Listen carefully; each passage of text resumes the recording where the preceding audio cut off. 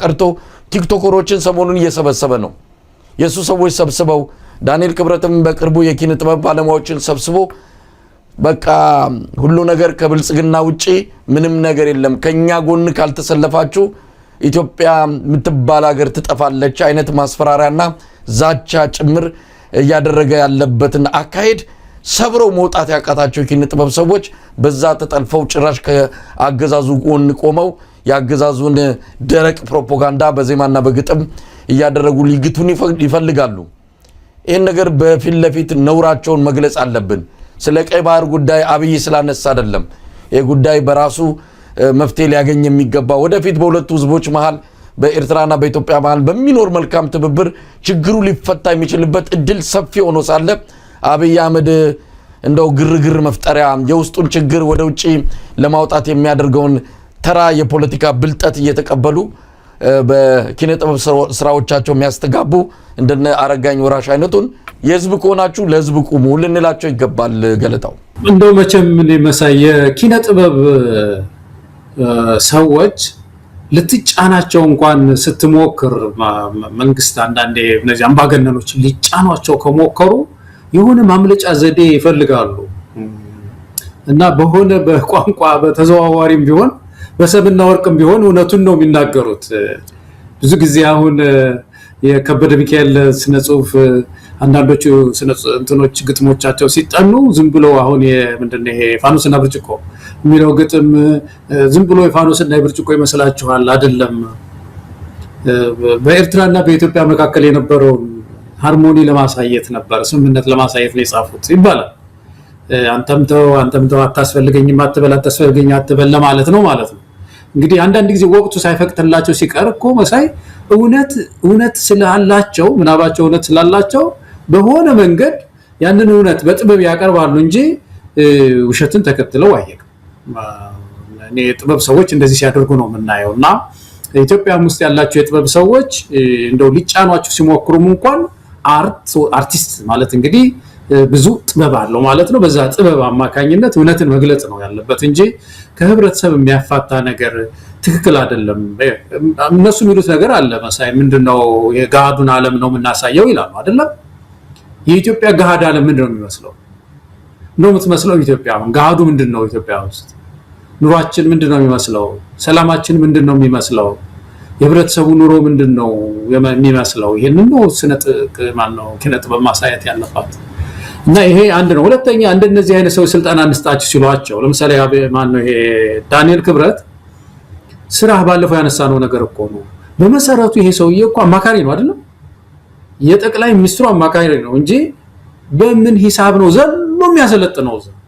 ዘሎ ምንድነው የኪነ ጥበብ ሰዎችን ሊያሰለጥን ወይ ሚኒስቴር አይደል? አስፈጻሚ ቢሆን መቼም ከአስፈጻሚዎቹ አንዱ ነው ይመለከተዋል ትላለህ፣ መጥቶ ያሰለጥናል። አማካሪ እዛው ቢሮ እንኳን ለሱ ነው የመጣለትን ሪሰርች ጽፎ ለጠቅላይ ሚኒስትሩ ማማከር ነው እንጂ በራሱ ስብሰባ እየሰበሰበ እንዳንዴ ኢህአዴግ አስፈጻሚ ሰው አንዴ ሌላ ወጣት ይሰበስባል፣ አንድ ጊዜ ቤተክርስቲያን ውስጥ ስብሰባ ይጠራል፣ አንዴ ልክ እንደ አንድ የብልጽግና ዋና ስራ አስፈጻሚ ሆኖ ሲንቀሳቀስ ይሄ በጣም አጉራ ዘለል የሆነ ስራ ነውና እንዴት ነው እርሶ በዚህ ጉዳይ ላይ ምክር የሚሰጡን የሚል ጠንከር ያሉ የሙያ ሰዎች ያስፈልጋሉ መሳይና ባካቸው የኪነ ጥበብ ሰዎች የህብረተሰቡን ህመም ነው እንደው ማለት የምንችለው መሳይ ህመሙን እስቲ አሳዩለት። ያ ነው በብዙ ሀገሮች ለውጥ የመጣው የኪነ ጥበብ ሰዎች ኃላፊነታቸውን ሲወጡ ነው መሳይ። በእውነት ገለታው ምናልባት በድፍረት ወይም ደግሞ ወኔ ኖሯቸው የህዝብን ችግርና መከራ በኪነ ጥበብ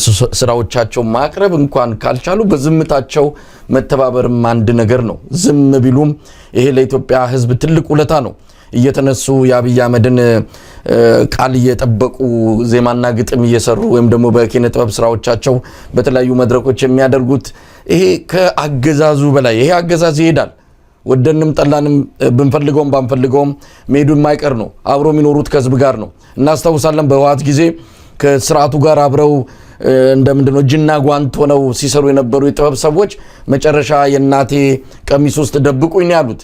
እንደው ህዝቡን ቀና ብለው ማየት እስኪሳናቸው ድረስ ተሸማቀው ያሉበት ሁኔታ ነው። በግልጽ ማስታወሰው ነው። ብዙ አርቲስቶች ከዚህ አንፃር ከኛም ጋር ሲገናኙ የነገሩን እንደ ኑዛዜም አድርገን ያየናቸው ብዙ አጋጣሚዎች ነበሩ። ዛሬም እንዲህ አይነት ነገር ሊከሰት ይችላል። ነገ ህዝብ ማንንም ዝም ብሎ የሚመለከት አይደለም። ሁሉንም ይሰፍራል፣ ሁሉንም ይመለከታል፣ ሁሉንም ይመዝናል። አንታይም ከስርዓቱ ጋር እንደው ትንሽ ቆንጠጥ እንደረጋለን አለም ደግሞ የሆነች ጥቅም አለች ብለው እንዲህ አይነት ህዝብን የሚበድልና ከህዝብ በጣም በተቃራኒ የሆነ ስራ ውስጥ ሲገኙ ደግሞ እኛም ነገም ሌላ ቀን ነው። ከዚህ በኋላ እንዲሁ ዝም ብሎ በይቅርታና በእንትን የሚተላለፍ ነገር የለም።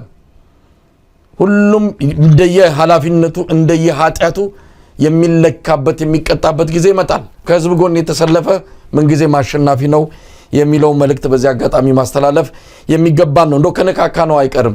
የአብይ አህመድ የዲጂታል ኢትዮጵያ ህልምን እንዴት አየኸው? አንዳንድ ጊዜ በጣም ግራም ያጋባ ነው። እንደው ስርዓቱን ስለምንወቅስ ከስርዓቱ ጋር በጣም ሰፊ ልዩነት ስላለን አይደለም። ምን ማለት ነው? ኢትዮጵያ እኮ የምትገለጸው አሁን እኔ አንተ በምንናገረው ነገር ነው። በጦርነት እኮ ነው፣ በረሃብ ነው፣ በእርዛት ነው፣ በችግር ነው፣ በስደት ነው። ምንድነው ዲጂታል ኢትዮጵያ? መጀመሪያ ኢትዮጵያ መጋፈጥና መሻገር ያለባት ችግር የለም ወይ? ዘሎ የሆነ ነገር ላይ መንጠልጠል ለምን አስፈለገ? ለዛውም ኢትዮጵያን በብዙ ርቀት ሊደርሱበት አይደለም ምናልባትም ሊያሱ ቢደርሱበት ራሱ ብዙም ለውጥ የማያመጣን እንዲህ አይነት እንቅስቃሴና እንዲህ አይነት ትልቅ ፕሮጀክት አድርጎ በየጊዜው ራሱም ሌሎቹም ባለስልጣናቱ እየመጡ የሚያደነቁሩበት ሁኔታ እጅግ የሚያሳፍር ነው። ገለታ እውነት ሰሞኑን እንዲሁ በሌላ ነገር ውስጥም በሆን አልፎ ሶሻል ሚዲያ እንከታተላለሁና እንደ ይሄ ሰው የምንነካው አሁንም ከእብደት ከእንደዚህ አይነት ፍጹም ኢትዮጵያን ከማይመስል ፍጹም ኢትዮጵያን ከማይገልጽ ምን ነው ችግሮቿን መንካት ፈራ የሚለው ጥያቄ እንዲሁ ሁሉ ጊዜ የምናነሳው ነው። አሁንም እንዳሽ ያላገኘንለት ጥያቄ ነው። ገለታው መጀመሪያ ላይ ስትገባ ጥሩ መግቢያ ነገር አንስታል መሳይ።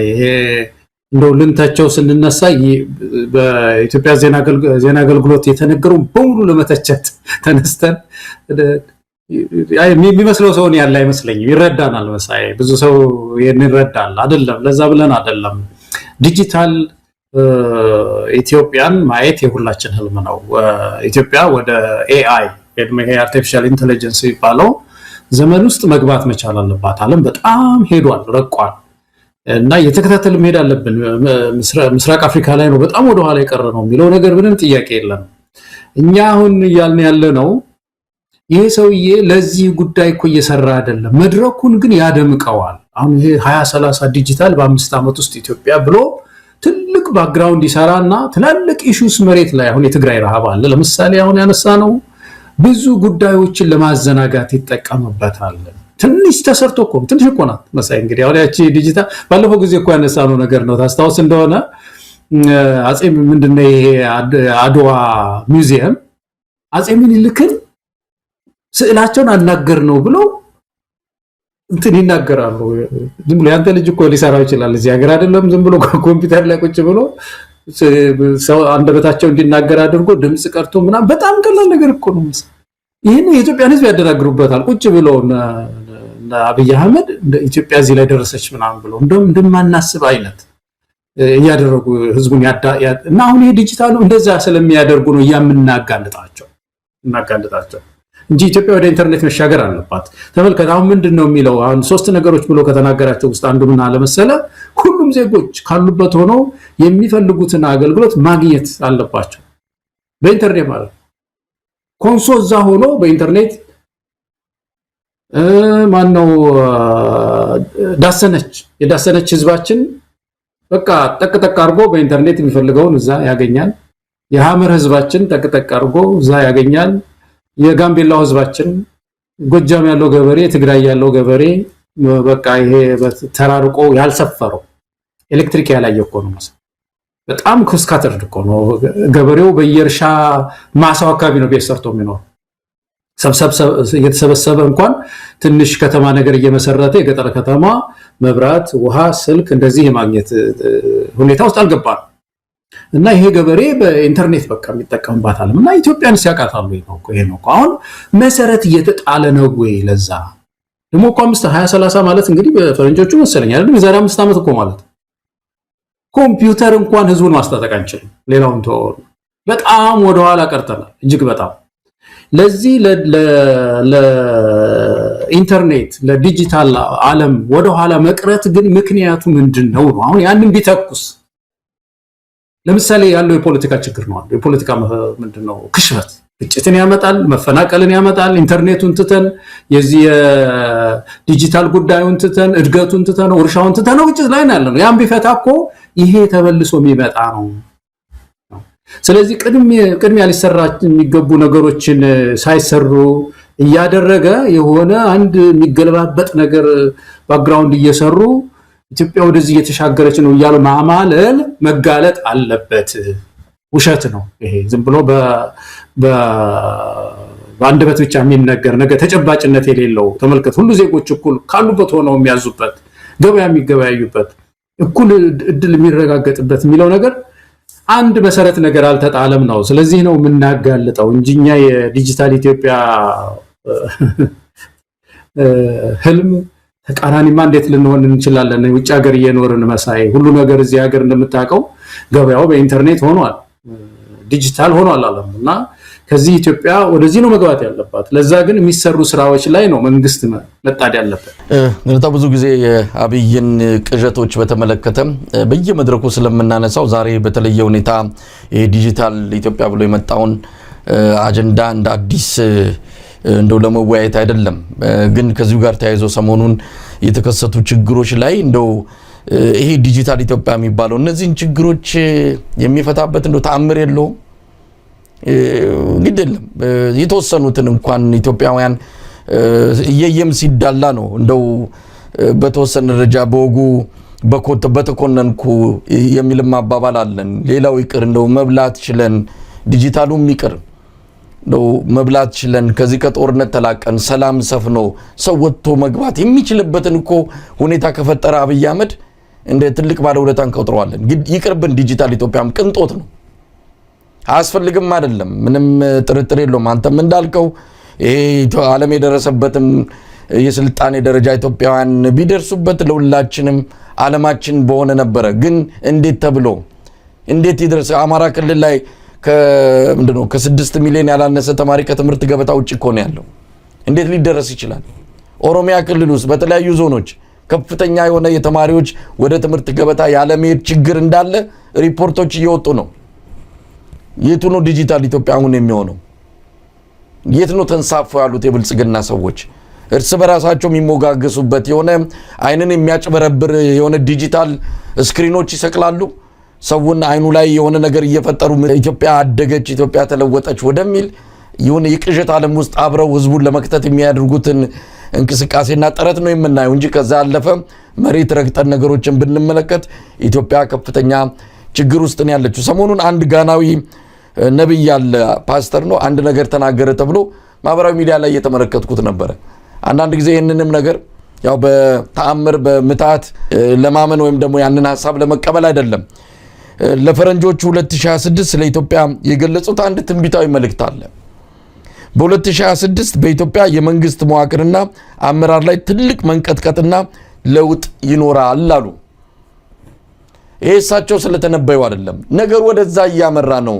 እኚህ ነብይ ነገሮችን አይተው እንደ ትንቢትም አይደለም የነገሮችን መከታተልና ወደፊት ሊኖራቸው የሚችለውን ትክክለኛ ነገሮች ያሳዩበት ትንቢት ነው ብለን መውሰድ እንችላለን። የአብይ አህመድ አገዛዝ ስለ ዲጂታል ኢትዮጵያ የሚቅር ስለሌላውም በሚቀጥሉት 2-3 ወራት በሚቀጥሉት 6 ወራት እውነት እንዳገዛዝ መቆም ይችላል ወይ? እውነት ለምርጫ ሲደርሳል ወይ? ብዙ ችግሮች እየተከሰቱ ነው ያሉት። ከዚህ አንፃርም የኢትዮጵያ ሕዝብ ነገሮችን ግራና ቀኝ መመልከት አለበት። በኢትዮጵያ ቴሌቪዥን የሚመለከታቸውን እንደዚህ የቅዠት መረጃዎችና የአብይ አህመድን ህልሞች እያየ ብቻ መዘናጋት የለበትም። በእርግጥ የኢትዮጵያ ሕዝብ የሚዘናጋ አይደለም፣ ያለውን ሁኔታ በደንብ እየተከታተለ እንዳለ እናውቃለን። የሁሉ መፈራገጥ የሁሉ እዚህም እዛም አብይ አህመድ የሚሮጥበትና የሚወራጭበት አንዱ ምክንያትም ህዝቡ በትክክል ምን እየሆነ እንዳለ ተረድቶ ወደ እንቅስቃሴ ሊገባ ነው፣ ወደ አጠቃላይ ህዝባዊ ቢተኝነት ሊገባ ነው። የጋናዊው ነብይ እንደተናገሩትም የሚቀጥሉት ወራት የሚቀጥሉት ጊዜያት ለአብይ አህመድ ጥሩ ጊዜ አይደለም። ነውጥ መከሰቱ አይቀርም። ህዝብ እንዲህ ተቸግሮ መብላት አቅቶት መኖር አቅቶት አብይ አህመድ እንዲህ እየተዘባነነ ህልሙን እያወራ የምትቀጥል ኢትዮጵያ አትኖርም። እዚህ ላይ መተማመን መቻል ያለብን እንደሆነ ነው በግል የማምነው ገለታው። እኔ እንግዲህ የጋናዊው ፓስተር እንደ ፖለቲካ ትንታኔ ከሆነ መቼም ያው እንቀበለዋለን። ከዛ ውጪ ያለ ሃይማኖታዊ ትንቢት ከሆነ ደግሞ ያ እንግዲህ ቦታው ቤተክርስቲያን አካባቢ ነው። እዚህ አብይ አህመድ በስልጣን ላይ ይቆያል የሚል ትንቢት ሲኖር እንደምንቃወመው ሁሉ ትንቢትን ይዘን ድጋፍ አንሰጥም። ግን ትንታኔ ከሆነ ተጨባጩን ነገር አይተው ከሆነ እኛም የምንለው እንደዛ ነው። እንዴት ሊቆይ ይችላል? ብዙ ታጋዮችም እንደዛ ነው እያሉ ያሉት። ከኢትዮጵያ ትንቢት ተናጋሪዎች ግን የተሻሉ ይመስላሉ። የአብይ አህመድ ሐሰተኛ ነቢያቶች እንደሚናገሩት አሁን ቤተ መንግስት ውስጥ ያለው ኃይል ነው ኢትዮጵያ የሚያነሳት። ከሰሜን ምንድነው መጣ ያለው ሰይጣን መጥቷል፣ የሰሜን ሰይጣን ነው ከሚሉት የአብይ አህመድ ሐሰተኛና እንደው በደምም በእድሜም በምንም በብቃትም በአእምሮም ያልበሰሉ ሐሰተኛ ነቢያቶች ከሚናገሩት ግን በብዙ ጥፍ የሚሻል ይመስለኛል። እውነተኛም ነገር ያለው እዚህ ላይ ነው። እንዳልከው የሃይማኖቱን ነገር እንተውና በፖለቲካ አይን ካየነው ግን የአብይ አህመድ አገዛዝ እድል ዕጣ ፈንታ ከዚህ የሚያልፍ አይደለም። አዎ በፖለቲካ እይታ ልክ ነው። የሃይማኖት ሰዎቹ እንግዲህ ከእግዚአብሔር መልእክት ተቀብለናል ሲሉ በእግዚአብሔርና በእነሱ መካከል ተጠያቂነት አለ። አንድ ቀን እግዚአብሔር ይጠይቃል። ስለዚህ ይሄ ጉዳይ በዛው በሃይማኖት ተቋሞቻቸው አካባቢ ነው መነሳት ያለበት ብዬ ነው። ግን ፖለቲካ አስተያየት ሰዎች ዝም ብለው ተነስተው ተጨባጭ ነገሮችን አይተው ትንታኔ የሚሰጡ ሰዎች አሉ። ፓስተር ይሁን ምን ሼህ ይሁን ሊያደርግ ይችላል። ያንን ይሄም እኛ የምንጋራው ነው ማለት ነው ሁሉ ጊዜ የምንለው።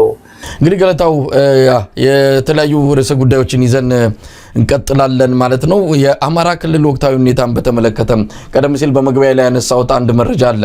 የኢትዮጵያ ኦርቶዶክስ ተዋሕዶ ቤተክርስቲያን ከ500 ሚሊዮን ብር በላይ በተለያየ ሃይማኖታዊ በራሷ ስርዓት የሰበሰበችው ገንዘብ አለ ከአማራ ክልል የእምነቱ ተከታዮች በሙዳየ ምጽዋት በማስቀመጥ በአስራት በኩራት በተለያየ መልኩ የሰበሰበችው ከ500 ሚሊዮን ብር በላይ እንዳለና ከዛ ውስጥ 300 ሚሊዮን ብሩን የአብይ አህመድ አገዛዝ እንደነጠቃት እንደቀማት ምክንያቱ ደግሞ በአማራ ክልል ለምናደርገው የሰላም ማስከበር ዘመቻ ገንዘቡ ያስፈልገናል በሚል እንደተወሰደ ነው የአንከር ሚዲያ ምንጮች በቅርበት ካሉ ሰዎች አረጋግጦ መረዳት የቻሉ። ገለታው ሰሞኑን የአብይ አህመድ አንድ ጀነራል መሐመድ ተሰማ እሱ ሰውዬ ደግሞ ከብርሃኑ ጁላ ጋር ፉክክር የገባ ነው ይመስለኝ በሽለላና በቀረርቶ ሰሞኑን እሱ ነው አጀንዳ ሆኖ የመጣው። እንግዲህ ዘራፍ እያለ ነው የአማራ ክልል ህዝብን እያስፈራራ ነው። ወይ ከኛ ትሆናላችሁ ወይ የማንም አትሆኑም፣ እንኳን አይደለም አዲስ ፕሮጀክት ሊሰራላችሁ የተሰራውም ይጠፋል ከኛ ካልሆናችሁ አይነት ማስፈራሪያ የታጀበበት መድረክ ላይ እንደዚሁ ሲናገር ሰምቼዋለሁ።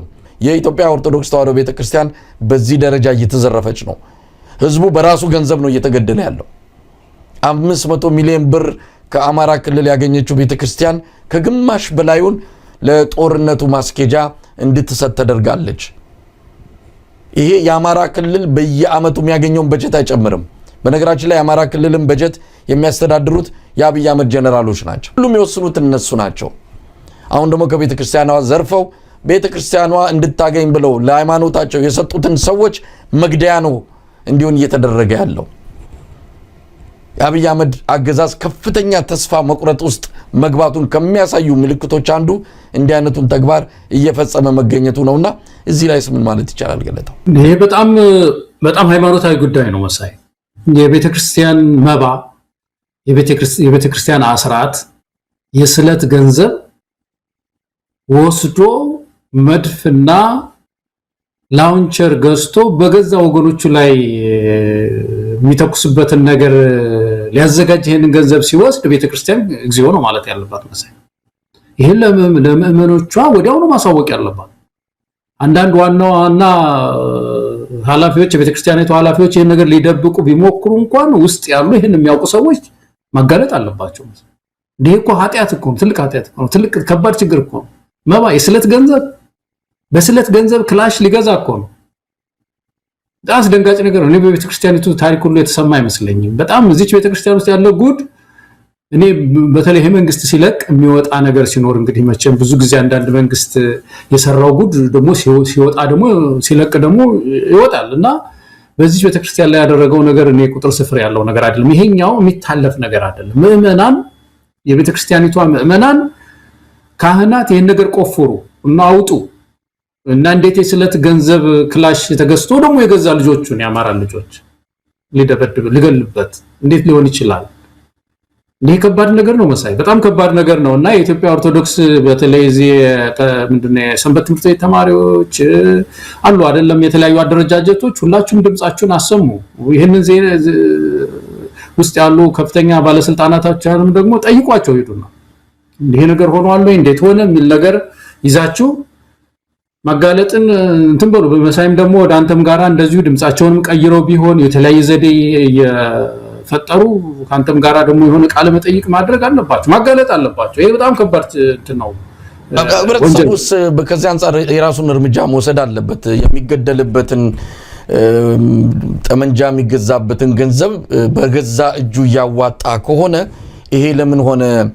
ከዚህ ልቅ ነፃ ሊያወጣው የሚችል ኃይል አለ ከጎኑ የተሰለፈ እየሞተለት ያለው የፋኖ ኃይል።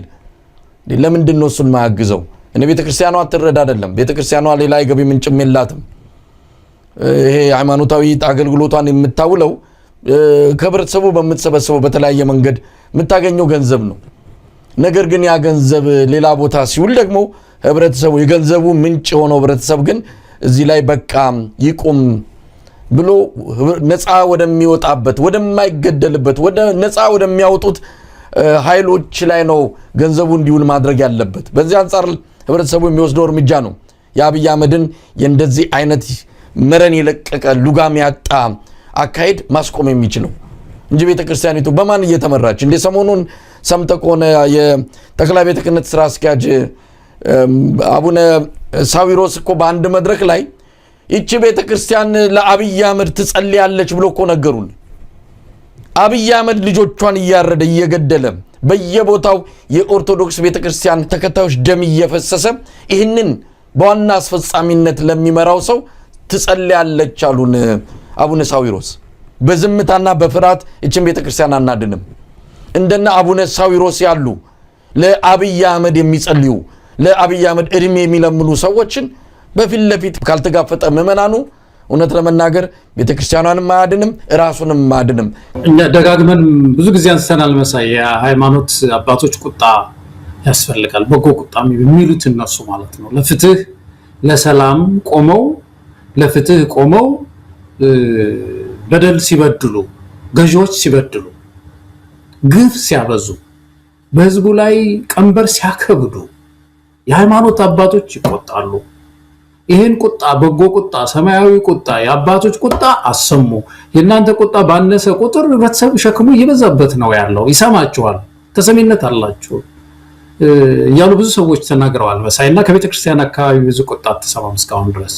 ይህ ሁሉ አይደለም እኮ ተው፣ ስለ ሀገር ብቻ እኮ አይደለም። ቤተ ክርስቲያኗ እየነደደች ካህናት እየታረዱ እየተቃጠለች ቤተ ክርስቲያኒቱ የቤተ ክርስቲያን አባቶች ቁጣ አትሰማም። እና ይሄ ጤንነት አይደለም። አባቶች የማይቆጡ ከሆነ something wrong እኮ ችግር አለ ማለት እኮ ነው እዛ ቤተ ክርስቲያን ውስጥ። ስለዚህ ምዕመናን ለዚህ እኮ ነው ምዕመናን የተለያዩ አደረጃጀቶች ቤተ ክርስቲያንን የማንቃት ስራ መስራት አለባቸው። እነዚህ ሰዎች ናቸው ማለት አባቶች ቢሆኑም እኮ ሰዎች ናቸው። ስለዚህ ቤተ ክርስቲያንን አስተዳደሪቱን የማጽናት ነገር ያንን ታሪካዊ ጀግንነቷን የመመለስ ያን ክብደቷን የመመለስ ያን ግርማዋን የመመለስ ያን ሞገሷን የመመለስ ስራ ምዕመኑ መስራት መቻል አለበት። እና ያ ያነሳው ነገር ትክክል ነው ማለት ነው መሳይ። እኛ እላፊ ሄዳችሁ ፓርቲ ደግፎ አላልንም፣ አልወጣንም። ያን ግን ለፍትህ ቁሙ፣ ተቆጡ። የወንጌላውያን ቤተክርስቲያናት ህብረት ሽማግሌዎች መቆጣት አለባቸው። ይህ ሁሉ በደል እየተፈጸመ እስቲ አሁን ይሄ የህፃጽ የትግራይ ረሃብ አያስቆጣም መሳይ? እንዴት አያስቆጣም? ይሄ እኮ የቤተክርስቲያንን እኮ የሚያስቆጣት ነገር እኮ ነው። እነዚህ ወገኖች የኦርቶዶክስ ቤተክርስቲያን አባል አይደሉም። በዚህ ሰዓት በዛ ድንኳን ውስጥ 10 ጊዜ የሚሰግዱ ደፋ ቀና የሚሉ የቤተክርስቲያን አባል አይደሉም። ስለነዚህ ወገኖች ቤተክርስቲያን ድምጿን ማሰማት እንደ ፖለቲካ ፓርቲ ነው መቅደም ያለበት።